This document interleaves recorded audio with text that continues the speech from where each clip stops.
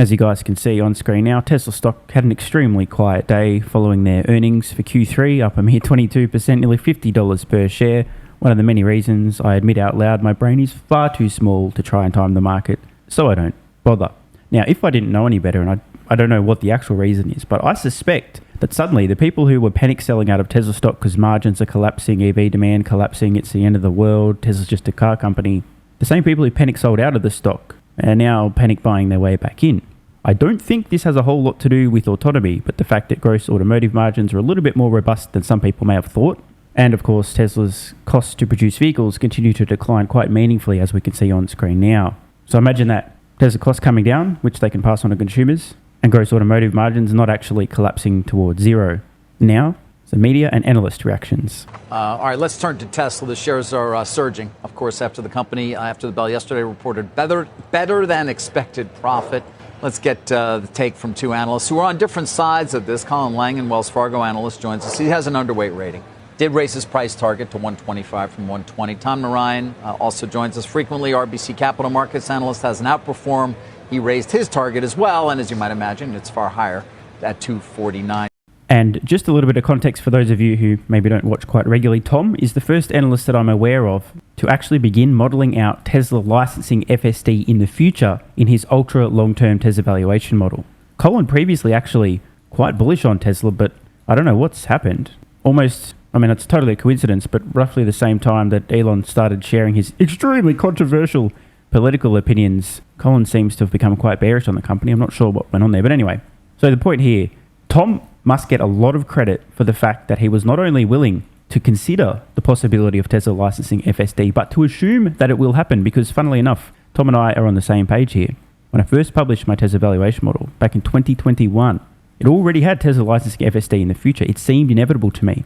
Now, obviously there's a bias here, but if Tom's thinking like I'm thinking and I think that I'm right about Tesla, well, I'm very much looking forward to hearing the contrasting thoughts between Tom and Colin. Guys, Colin, let me start with you. Is it getting a little harder to defend a negative view given that quarter?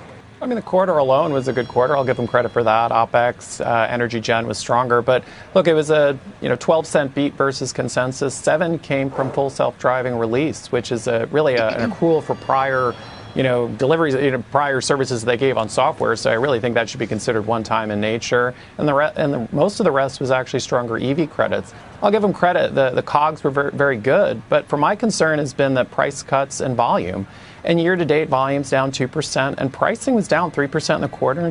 So already, just a few seconds into Colin's response, we can see that he's just myopically focused on the automotive business. He's talking about gross automotive margins, cost of goods sold coming down, year-over-year deliveries of vehicles, blah, blah, blah, blah, blah.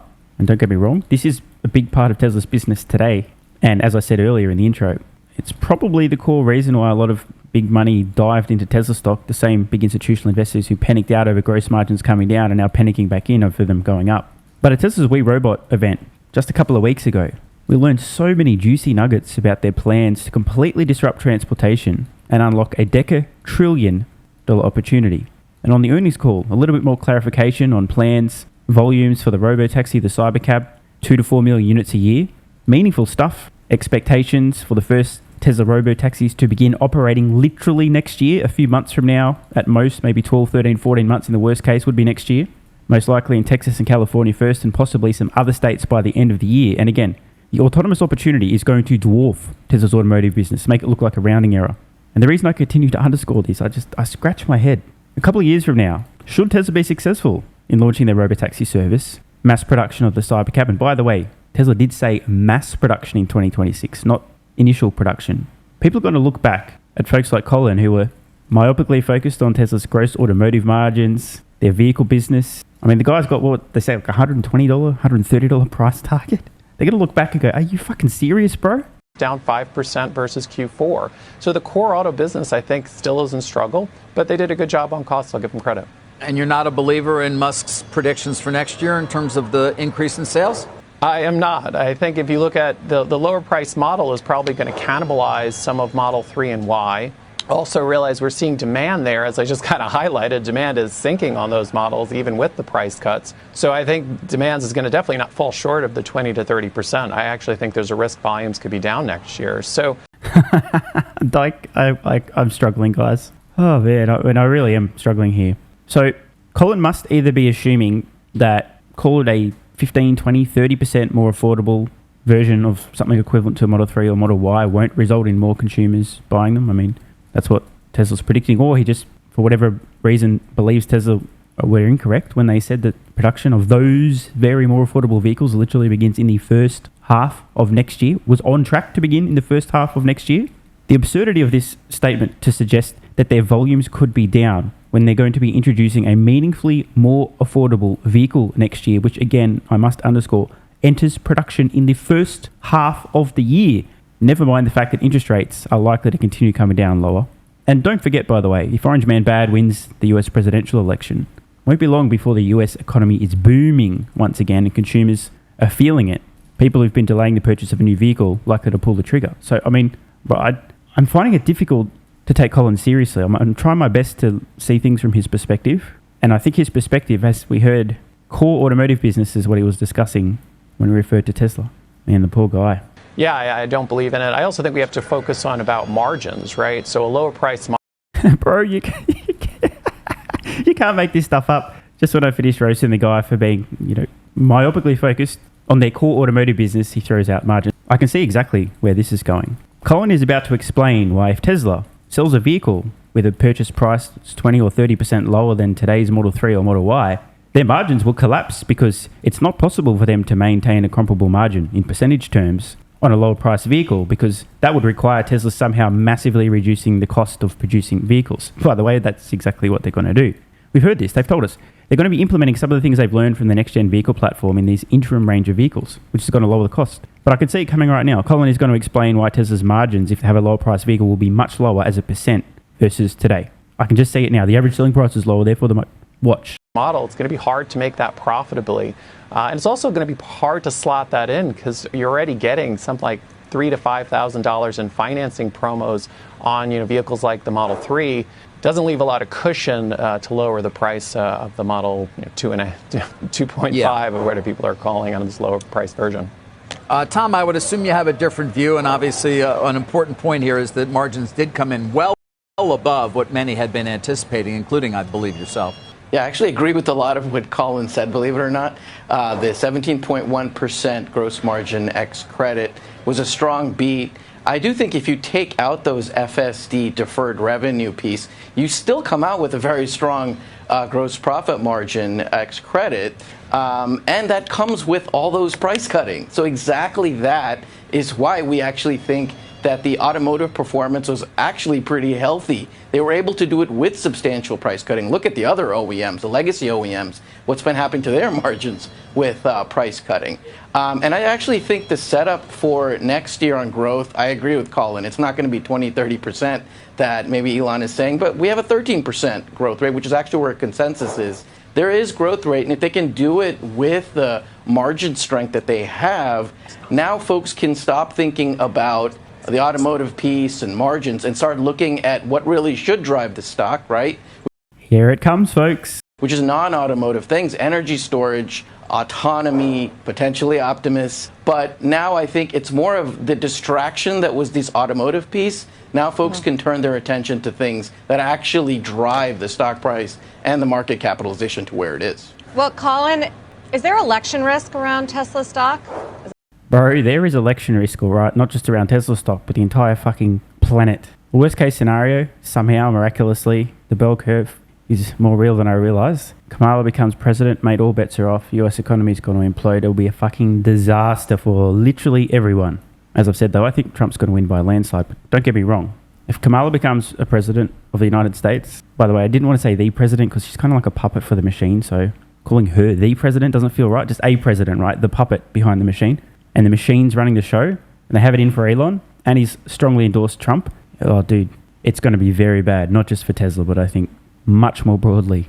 However, that said, Trump, as president, the guy really adamant on US manufacturing jobs, economic growth, wage growth, removing regulation, having Elon leading the Department of Government Efficiency. It's going to be an absolute dream scenario for Tesla. Keep in mind, right, this is a company scaling massively. A huge manufacturing company that's going to create a ton of jobs, drive growth in multiple states throughout the United States. And Trump and Elon now have a very strong working relationship. They may not agree on every point, but on the stuff that really matters, they do.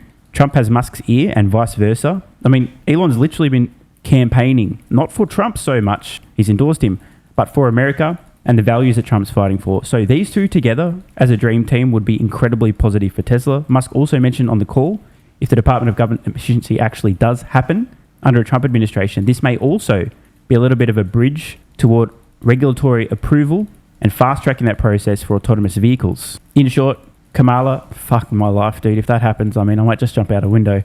Not just bad for Tesla. Trump, incredibly bullish. And by the way, I just want to say one final thing on this point.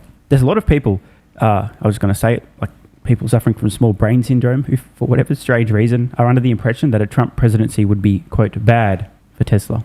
These people are so stupid, it's unbelievable. You know why they say this? Their justification, their reasoning is, well, Trump pokes fun at electric vehicles. Trump doesn't believe the government should mandate people buying this or that. Guess what? You don't need to mandate electric vehicles. The costs are coming down. The performance is improving. It's becoming more and more of a no-brainer. Tesla's more affordable vehicle, again, I'm going to say it one more time, entering production literally at the start of next year, in the first half of next year, is going to make electric vehicles much more affordable than the average new vehicle. Just to be clear, for those who don't know, you can buy a Model Y today for the same price, if not slightly less than what the average US consumer pays for a new vehicle. But that's not the low end of the market. That's the average. When Tesla has a more affordable vehicle, that's suddenly people who literally just can't afford a Model Y today. When they have a more affordable vehicle, the more consumers can afford it.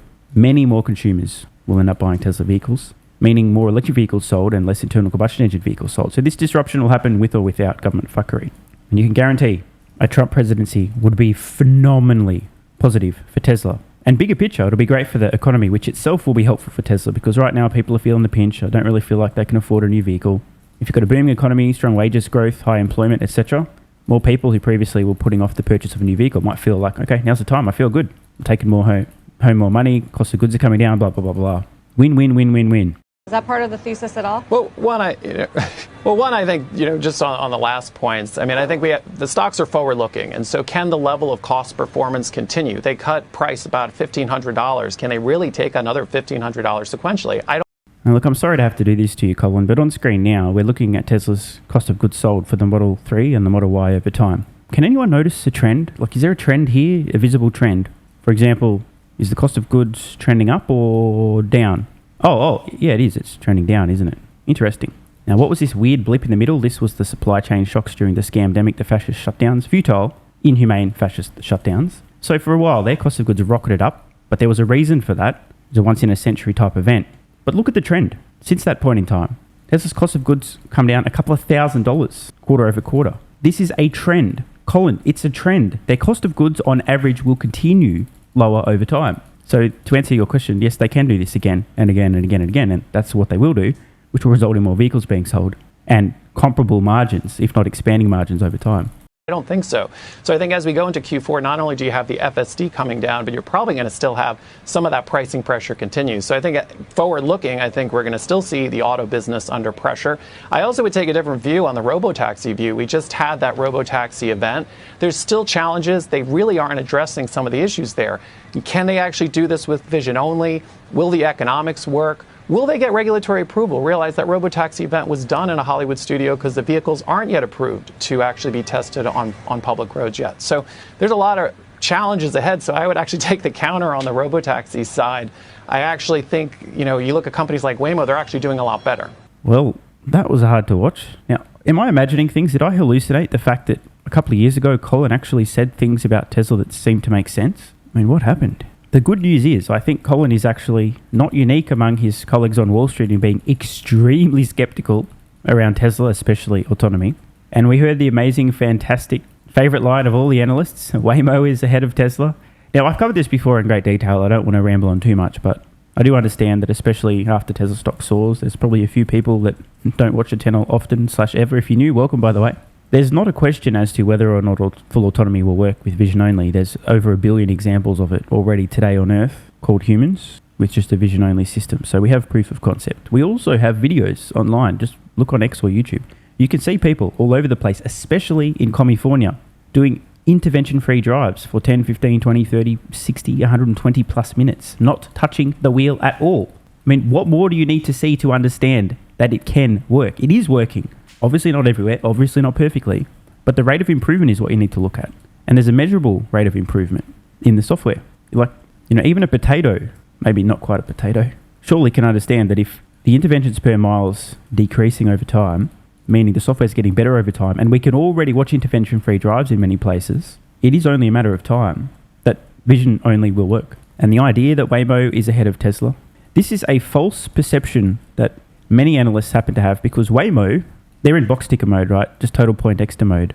Waymo already has robotaxis operating somewhere, therefore they must be ahead of Tesla. But see, Waymo's taken a very different approach. They are completely reliant upon high-definition maps, a geofencing, and expensive LiDAR sensors. For those who don't know, LiDAR literally bounces a laser off shit to tell where it is for depth perception. And what they do is they map ahead of time in high definition in 3 dimensions the environment in which they'll be driving. They know every square inch, the curbs, the roads, the gutters, obstacles, trees, you name it, it's there, pre-mapped in HD. And they use the LiDAR to bounce a signal off objects to make sure nothing's moved and drive through the environment that way. This is a much easier problem to solve than it is to solve full self-driving with pure vision. The problem in the case of Waymo is they can't scale. Tesla already has a fleet of now 7 million vehicles on roads, all of which in the future with a software update will be capable of full autonomy, vision only. In as few words as possible, allow me to make the distinction between what Waymo are doing with autonomy versus Tesla. Tesla's approach is to teach their vehicle to drive. As in, just like a human, get enough experience driving general concepts that you could drive anywhere on Earth without ever having driven on that particular road and in that particular city and that particular block before. Because you know how to drive, because you've got a brain and vision, and you use your brain and your vision to know how to drive because you know how to drive. Instead, imagine a different approach. Imagine if before you were able to drive your vehicle on a road, you first had to walk through that environment, photograph every square centimetre over and over and over and over thousands of times to familiarise yourself with the environment completely and utterly. You know where every little nook and cranny is, every curb, everything, before you could drive that one stretch of road. That's the distinction between what Waymo are doing and what Tesla's doing. Tesla is solving general autonomy. Waymo is not. Imagine how fucked it would be if you, as somebody wanting to drive a vehicle on a road, couldn't apply your general knowledge of how to drive because you didn't have it, and instead literally needed to go through that process anywhere you ever wanted to drive your vehicle.